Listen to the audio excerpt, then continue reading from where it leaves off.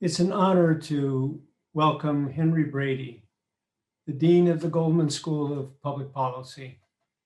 He's one of the country's leading political scientists. He's a past president of the American Political Science Association. His latest book is called Unequal and Unrepresented.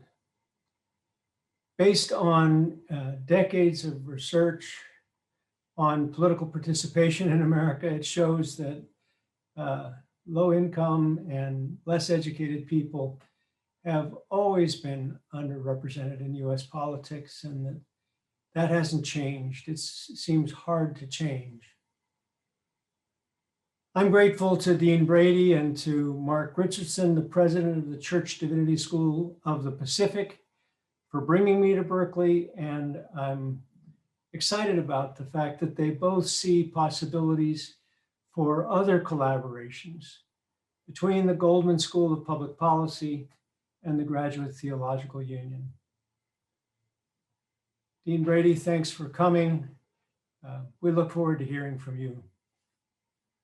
Thank you for having me. I just feel exceptionally lucky to be here.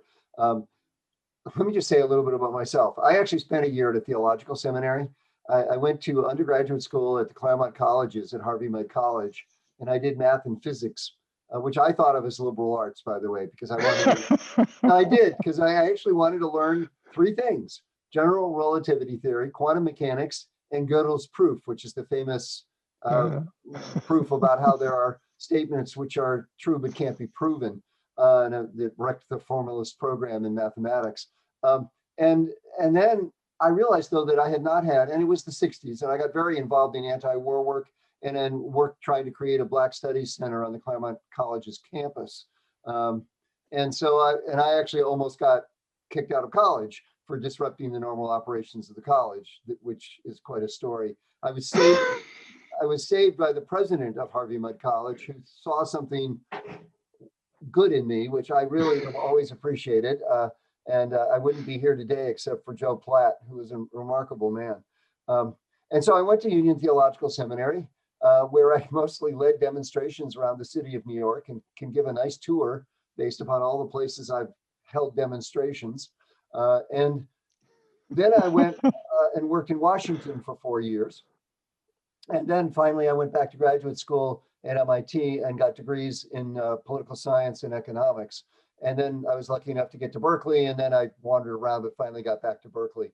And in the process, I was very lucky because I had, I think, a very broad education from all of those experiences, much broader than a lot of other people in my field. And that was really what propelled me in my career. So what I'd like to do is share a screen here, and I hope this comes up. And these are a bunch of slides that I've taken from other sources. And I have to apologize, first of all, some of the data are quite old, but I just don't have time to extend it. And I'll tell you where I think it's still relevant and where I think it might be problematic. I want to do 5 things quickly: the civic and political participation of religious attenders and union members, which I think will be useful for you to see. And I'm going to compare religious attenders with union members because I think it gets it to various really important groups in society and tells you something fundamental about American politics. The political views of religious attenders and union members.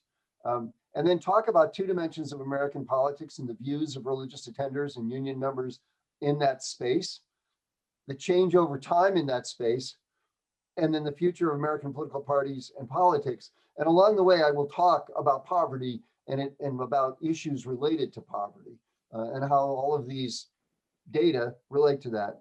So the data I'm going to use, again, in the continuing the theme with old data, is the SITPART study we did in 1991. I wish there's somebody who had really replicated this.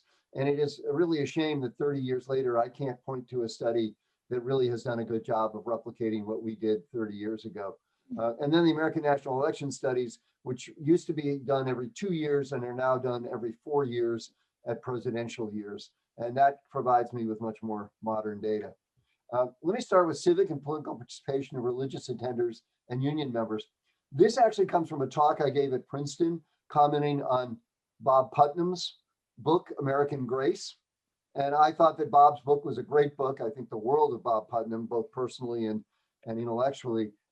Actually, he pretty much sort of talked all about religious institutions and didn't talk much about other kinds of institutions like union households. And Bob has a very positive view of America, which, by the way, I think has been rattled a bit by events of the last 5 years, because last time I talked with him, he seemed less optimistic than he's always been. And his optimism, I think, is sort of a progressive era optimism, which sees the possibilities of finding middle grounds and solving all problems, and doesn't really focus a lot on class and racial conflict. I come from a different tradition, from more of a conflict tradition, and perhaps started when I was in college and almost got kicked out of the college for disrupting the normal operations of the college. And I just believe there's conflict in society, and that conflict is very much along economic and racial and other dimensions, but those are two of the major ones that I think really have to be taken into account. So the data here, we define a member of a union household as someone who is in a household where at least one person is a member of a union. That's pretty standard. We define religious attenders of those who attend church more than once a month, about 50% of Americans. You could get more fine-grained if you wanted to, but more than once a month is pretty good definition for a religious attender. This shows you religious attendance in union households over time from 1952 to 2008. And you'll notice two things: that union membership, the red line, has gone down precipitously and only goes to 2008. It's pretty much, it's leveled off a bit, because what's happened is private sector unions have continued to decline, but public sector unions have grown somewhat. So that line probably is a little flat, but it's stayed at about 13-14%, very low. Religious attendance has declined because more and more people are nuns, as we call them, but that we mean N-O-N-E-S, not to be confused with N-U-N-S's, who taught me as a child. These are people who, when asked about their religious preference, reply none. And that's gone down a bit, but it's still pretty high. America, as you know, is a nation of people who attend religious institutions and belong to religious institutions. It's a defining characteristic of our society. You cannot understand American politics unless you understand two things, at least: race and religion in America. And by the way, the intertwining of those two topics, because the role of religion and race is really fascinating. I was lucky enough to take a course at Union from Jim Cone, very famous Black theologian who wrote a book on Black theology. So an African-American who wrote a book on Black theology. And Jim taught me an enormous amount about the role of the Black church in America. Okay, in American Grace, Bob Putnam tells us religious people are more generous, politically active, involved in civic organizations. And what I want to do is compare union members with religious people. He's right. They are more generous. They are more politically active than the average. But how do they compare with union members, which is in some ways a more reasonable comparison, because you want to compare them with other people who are sort of affiliated with institutions in some way. And here's union households are very high in charitable giving. This is, again, from our 1991 data. I haven't really been able to find a good question to replicate it. But if you note, actually, union households are higher than religious attenders in terms of charitable giving than the population as a whole. Religious attendance is related to greater political activity. So here we have the no is the red bars. Yes is the people who are more than once a month. So look at the green bars and look at the activities, which are voting, contacting a public official, giving campaign dollars, informal activity with fellow citizens, campaign work, or protesting. And so they're basically put on the horizontal axis in terms of their frequency, in terms of what people do. So people are most likely to vote, they're least likely to protest. And what you find is people who go to church more than once a month are much more likely to vote, contact, campaign, engage in informal activity, do campaign work. Although actually you might notice if you just squint a bit, that they're actually less likely to protest, just slightly. Compare that with union members. By the way, notice it looks essentially the same. Where you find a difference is look at protest. Union members are much more likely to protest. And indeed, this chart sort of shows you relatively, it takes those various activities reversed, by the way, actually not completely reversed, in a different order, let's put it that way. And it shows you that union household members are more involved in unconventional activities compared to religious attenders. This looks at the difference between each group and the average American, and then takes that difference and puts it over the rate of that activity. So the difference might be 5% in terms of voting, but 60% of the people vote. So you get something like a increase of a certain amount by being a union member or being a religious attender. And you see that for union households, there's just an enormously greater frequency with which they protest than the average American when it's normed in that way.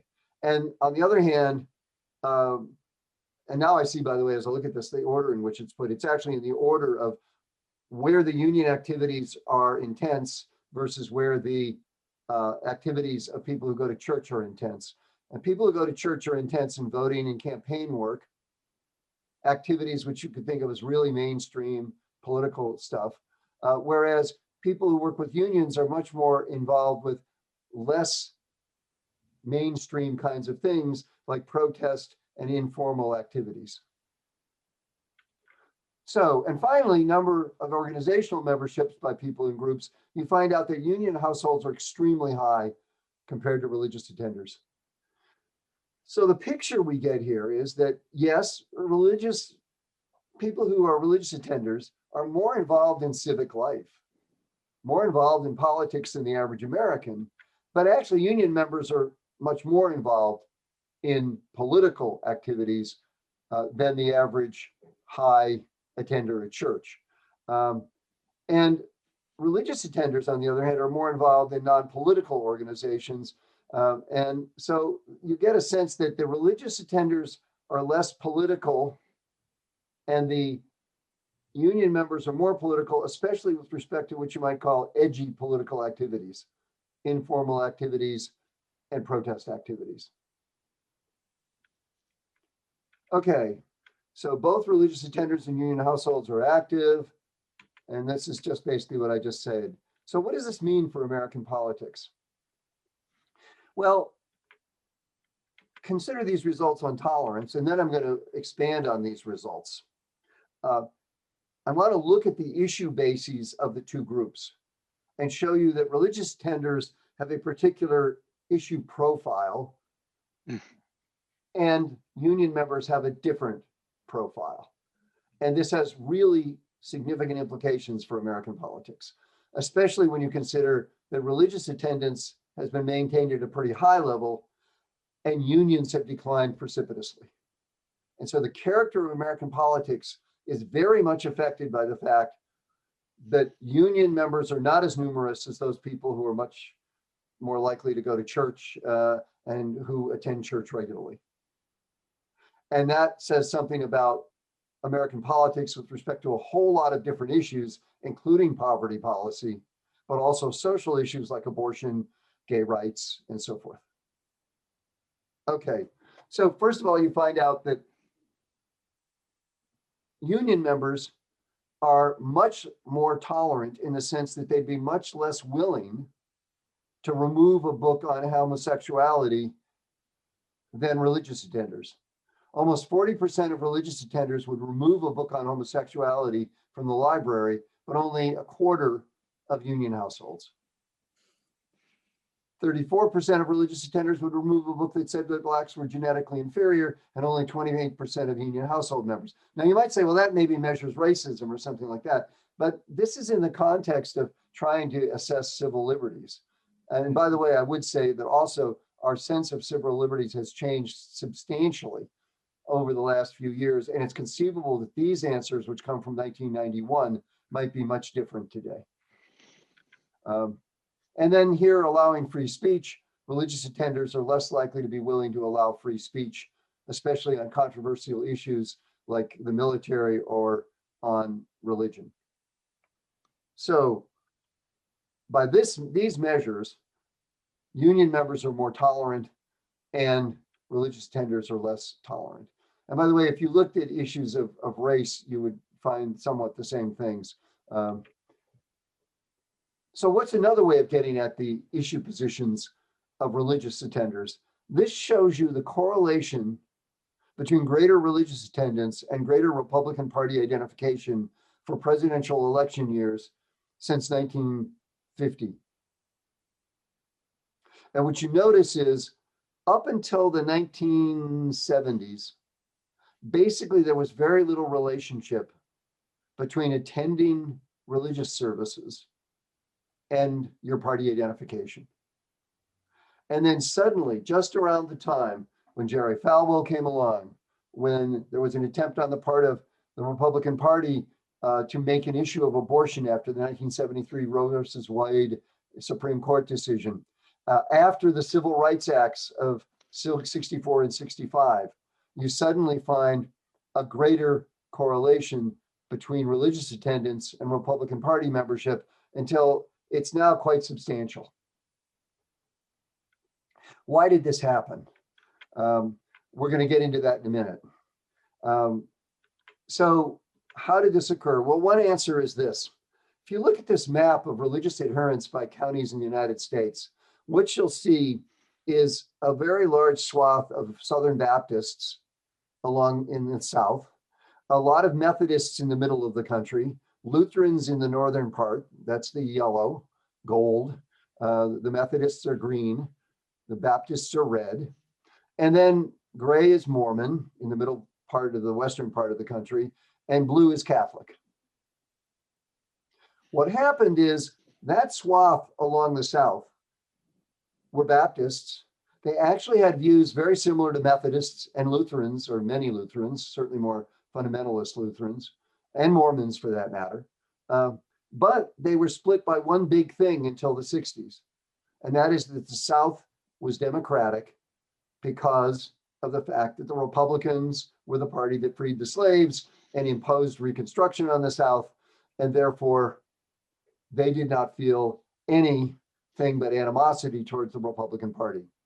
Then along came the 64 Civil Rights Act, the 65 Voting Rights Act, the efforts on the part of the Democrats led by Lyndon Johnson to try to provide more civil and political rights for African Americans, and suddenly all of that changed. The South started to think seriously about becoming Republicans.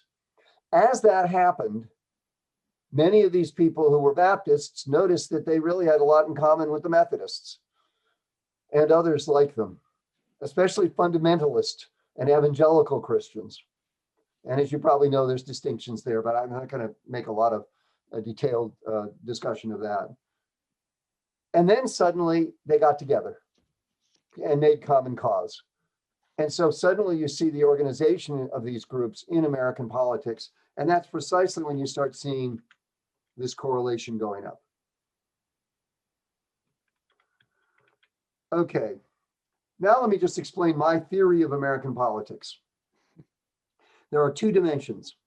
You might say, well, where is race in this? And I'll explain that in a little bit, because race is certainly an important issue, but race really comes under the rubric of income and economic issues in a lot of our polling data. Although, I must say, more recently, it's come under the rubric of social, cultural, and moral issues. And there has been a more of a racial cast to people's views on social, cultural, and moral issues. It didn't used to be true, but it is now. So, and unfortunately, we don't, by the way, have good enough questions going back so we can separate out the economic dimension of race, which was for many years questions of should there be welfare programs, with the image being in the minds of many Americans that folks who got welfare programs were African Americans, when in fact, by the way, the majority by far were white. But nevertheless, that was the image. And there's a great book by Marty Gillens where he shows, in fact, how Ronald Reagan and many before him and after him used as the characteristic welfare mother, an African-American woman. And so there was a lot of stereotyping, to say the least. And so that was an economic issue. Welfare was an economic issue, and it was a racial issue. More recently, race has become more correlated with the social, cultural, moral, and I would say national identity issues that are sort of implicit in some of those. But here's, given the data I have and the way I can present that data, I'm going to show you these two dimensions. And let me just give you a quick idea of what distinguishes them. Take union households. There's a famous question called government guaranteed jobs, which when you read it, it's sort of a stupid question. It says, do you believe that the government should provide a government guaranteed job for everybody in America, or should they let people get along on their own? Now, the truth is there's seldom been an administration that's proposed to have government guaranteed jobs. But this question does a great job of getting at economic liberalism, conservatism. And what you find here is on the left-hand side with that red bar going down, that union households are quite liberal on that issue. And on the right, religious attenders are more conservative, with conservative being towards the top, liberal being towards the bottom. You see big differences between these groups on abortion, as you can notice here, with union members being liberal and religious attenders being very, very conservative, very, very conservative. Okay, those are the two dimensions. And here's my chart on that, taken from something I wrote in 2002. Behind the issues are religious attendance and income. And you can think of religious attendance as a marker for the social moral issues. And you can think of household income as a measure of your position on economic issues. And what this chart does is it plots people's income along the bottom. It plots how frequently they attend church on the vertical axis. And then it takes each group in the electorate and it asks, well, where does that group get placed on this diagram? So for example, fundamentalist Christians at the very top go to church a lot. This is white fundamentalists, by the way, because there are black fundamentalists. They're separate. They're the B on the diagram. But the white evangelical fundamentalist Christians are at the top. They go to church a lot. They actually have relatively low incomes. And then you plot each group, and then you determine in that group, did it go for the Democrats or Republicans in that election? This is the 2000 election. The evangelical fundamentalist Christians went for Republicans in that election, as did all of the groups who are the squares. You can use your own mnemonic here for why I made the Republicans squares. The Democrats are triangles. And what you notice, first of all, is that these are catch-all parties. There's lots of different groups, and that some of the groups are sort of remarkably close to one another, but really in different camps. Union members, for example, and this always surprises people, have relatively high income. And the reason is that by 2000, most of the manufacturing jobs were gone. And what was left actually were pretty high income manufacturing jobs.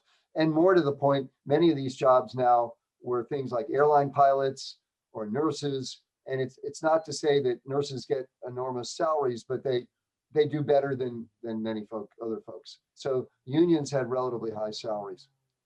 And so you get two oblongs here, the Republicans and the Democrats. The average American is that gold dot in the middle. And then you've got all these different groups that you can look at. Then what we can do is look at two groups, the ones we've been talking about. There's the high religious attenders. Now I've narrowed the field. So before I was just talking about high religious attenders. Now I'm going to focus upon fundamentalist evangelical white Christians. And you notice where they are towards the top, then union members down towards the bottom. Now what we do is we say, okay, how does this translate into issues? And so we take measures of the two dimensions, religious attendance, what issues are related to that, and the issues related to income, which are the economic issues. And we get this diagram. And The two issue dimensions are moral conservatism and economic conservatism. Economic conservatism is based upon that government guaranteed jobs question, and another question called aid to minorities. Do you believe that the government should give aid to minorities? Notice that puts together economic issues with race. And it turns out it's highly correlated with answers on government guaranteed jobs. Partly because, as I said, the issue during many of these decades was about welfare.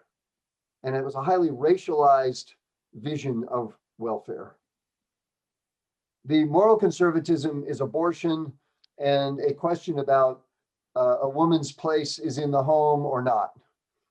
It sounds like a rather antique question at this point, but it's been on the surveys for a long period of time, and it does seem to measure moral conservatism. Okay, what you find here is that the diagram seems to have rotated a little bit, and the fundamentalist Christians, for example, are still at the top, very morally conservative, but notice how economically conservative they are. So despite the fact that they have very low incomes, they're economically quite conservative. It's an interesting question as to why. Union members are near the middle of the diagram and are moderate on economic issues, despite the fact that they have relatively high incomes.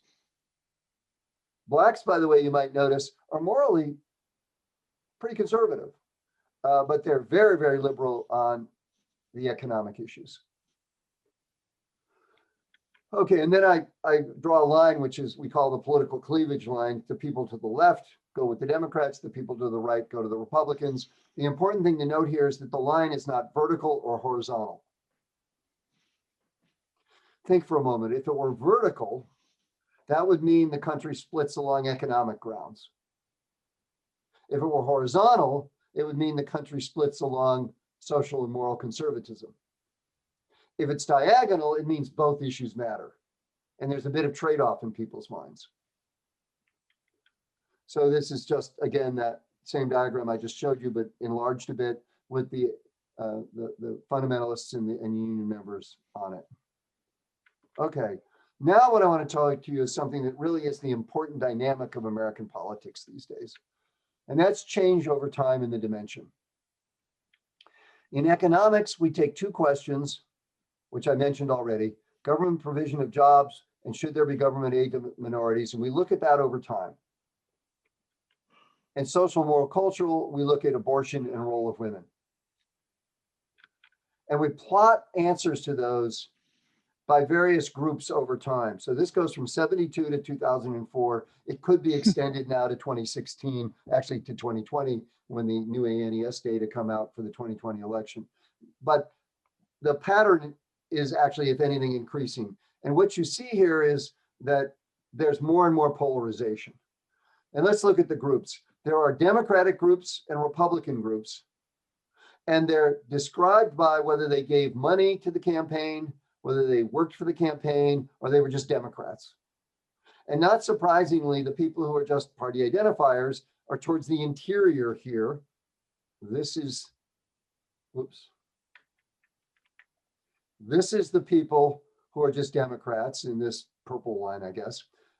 These are the people who are just Republicans. They're the least paralyzed, the general population. But as you get to people who are more activist and invested in a party because they either gave money, which in the case of the Republicans up here, this dotted blue line are Republicans who gave money. The dashed green line is people who worked for the Republican Party. Notice how polarized they are compared to the people at the bottom who are Democrats who gave money or Democrats who worked in a campaign. Notice two things. First, it was polarized to begin with. That's the New Deal cleavage. Probably goes back before then. We just don't have data for it. But that's the difference in economic perspectives between Democrats and Republicans. Notice how it's increased over time. And notice how the activists are especially polarized. So that's a change in American politics, but not a sea change. We had this cleavage at least since the New Deal.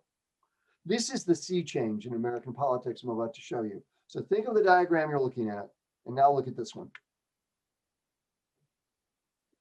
Actually, in 1972, the Republicans were more liberal on abortion than the Democrats. The parties were bunched. They were not separate with respect to social moral issues. Going back to the earlier diagram, the correlation between religious attendance and being a Republican was very low. There were high religious attenders in both parties. Both parties had people who were morally conservative and people who were morally liberal. There's been a tremendous sorting process in the last 50 years. And now we have incredibly polarized parties, and especially among the activists, if you look at this diagram closely. The identifiers are more polarized over time, but the activists are much more polarized. Okay, and by the way, if you continue this out, it gets worse. It's not just economic polarization in American politics, it's in fact even more so polarization with respect to social, moral kinds of issues. Okay, so here's a question. What would America look like if getting represented by a labor union were easier because there were labor unions? And on the other side, that maybe people were less involved with their churches and religious institutions? How about if there were a labor or socialist party in America? And the answer is that you would get a much different politics if that were so.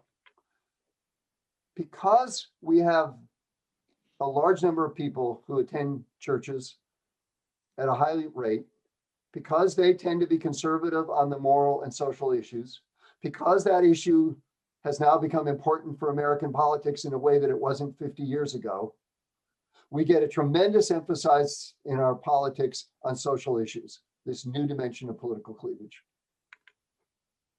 And that, you could argue, is less representation for the working class, because these social issues are cross-cutting to the economic issues. And as a result, economic issues have to compete with these social moral issues.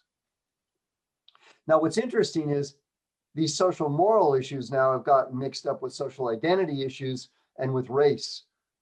And I wish I had the data to show you that. I'm sure that's true. I know that certainly currently it's true. I wish I could show you that it's what's happened over time. It's very hard to do that given the data we have, but that seems to be what's happened.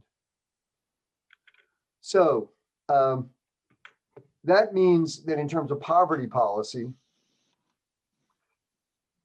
we have the classic problem that economic issues like government guaranteed jobs were always related somewhat to race, and that made people more conservative than they might have otherwise been with respect to working class issues if they were working class people. Now that's gotten mixed up with this social moral dimension, and that's made people very conservative with respect to race, which is another dimension of poverty. And here we are. And it leads to a very volatile, intense politics about poverty in America. Okay, what's the future of American politics and parties? Here's my model of the Republican Party on the economic dimension and on the social dimension, the two dimensions I've been talking about. On the upper left-hand corner are the white Christian fundamentalists or evangelicals, lower income and education, very high religious attendance, and evangelical fundamentalist. Very conservative on the social dimension. Not so conservative actually on the economic dimension because they are relatively low income. So these folks, for example, do want to make sure that nobody messes with their Medicare. And actually, one of the things Trump did early on is he said he wouldn't mess with Medicare, Medicaid, or Social Security. He really didn't mean Medicaid, because Medicaid, as you know, is for the poor. I think that just showed that he didn't actually know that there was a difference between Medicare and Medicaid. And he later amended that to really focus on Medicare and Social Security. The populist right is moderate on economic issues for the similar reasons, more moderate on the social dimension, although it's not clear what it really believes on the social dimension, just as it wasn't hard to figure out what Trump maybe really believed. And it used to be that the Republican Party was the two groups at the top of this, the white fundamentalist Christians plus the traditional conservatives. I called them the Wall Street and Main Street wings of the party. Now, increasingly, the populist right is very, very important. And I would actually add a new dimension here, which is identity politics. And that's where the populist right is extremely powerful. And the libertarians, by the way, a lot of them in Silicon Valley, think Elon Musk, Peter Thiel, people like that, Ron Paul, that group. They really don't have a home in the Republican Party much anymore, nor do traditional conservatives. And this makes poverty policy very complicated. The populist right sees in poverty policy giveaways to groups like immigrants, even though immigrants typically don't get a lot of the poverty programs, to immigrants, to African Americans, and to Latinx people. And white Christian fundamentalists have similar concerns. So where the Republican Party is going to go is, right now there's a tremendous fight between the populist right, the Trump folks, and the traditional conservatives like Mitch McConnell. And it's not clear who's going to win. And, I put Mitt Romney with the traditional conservatives, the Bush family, and so on and so forth. Here's my model of the Democratic Party. There's not such, I think, a great fight within it. Actually, I think there's a lot of agreement about poverty policy these days within it. The New Deal Democrats, Latinos and Blacks, populist left, Clinton Democrats.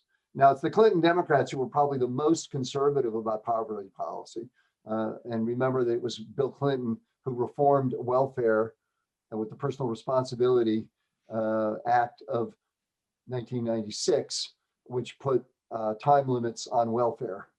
But I'd say that that group is not particularly ascendant within the Democratic Party these days. So that's it.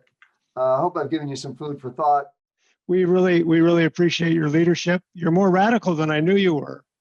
And on another occasion, since I have a theological interest, I want to learn how your study about general relativity, quantum mechanics, and the Goebbels theorem, how that affected your notion of what's real in the world. How did that change your theology? You went from doing that to going to Union Seminary. So I'm going to give a one-sentence description of what happened. I was a Catholic boy, grew up a Catholic boy, and really believed in religion. And then I hit logical positivism around the age of 15, 14 or something like that. And I just was absolutely blown away by it and believed every word it said, except I knew it was wrong. And what the study of those things did was give me room for rejecting the tenets of logical positivism. thank you very much. We're really grateful. Thank you. Have a good weekend, everybody. Thank you.